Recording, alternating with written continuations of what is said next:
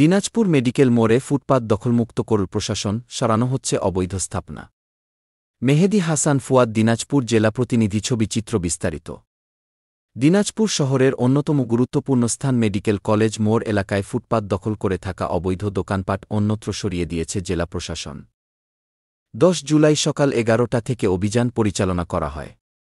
অভিযানের নেতৃত্ব দেন দিনাজপুর জেলা প্রশাসনের সরকারি কমিশনার ও এক্সিকিউটিভ ম্যাজিস্ট্রেট অব্রজ্যোতি বড়াল। অভিযানের সময় ফুটপাতের উপর গড়ে ওঠা বিভিন্ন চায়ের দোকান, ফলের দোকান ও অস্থায়ী হোটেল অন্যত্র সরিয়ে দেওয়া হয়। দীর্ঘদিন ধরে এই দোকানগুলো ফুটপাত দখল করে রাখায় পথচারীদের চলাচলে চরম ভোগান্তি হচ্ছিল। ম্যাজিস্ট্রেট অব্রজ্যোতি বড়াল জানান, জনসাধারণের চলাচলের সুবিধার্থে ফুটপাত দখলমুক্ত করা হয়েছে। যত্রতত্র দোকান বসিয়ে ফুটপাত দখল করে রাখা যাবে না।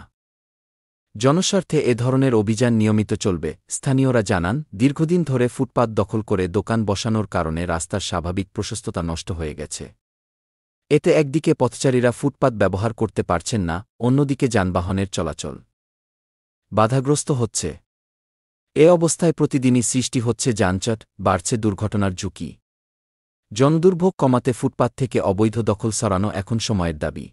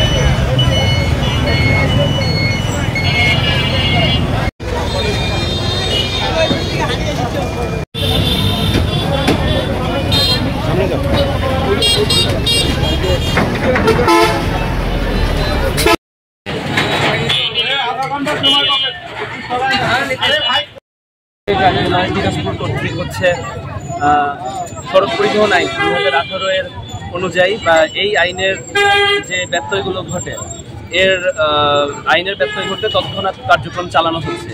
আপনারা হয়তো বা জানেন না, আমরা আসলে জিনিসগুলো সবসময় সবার সামনে আসে না।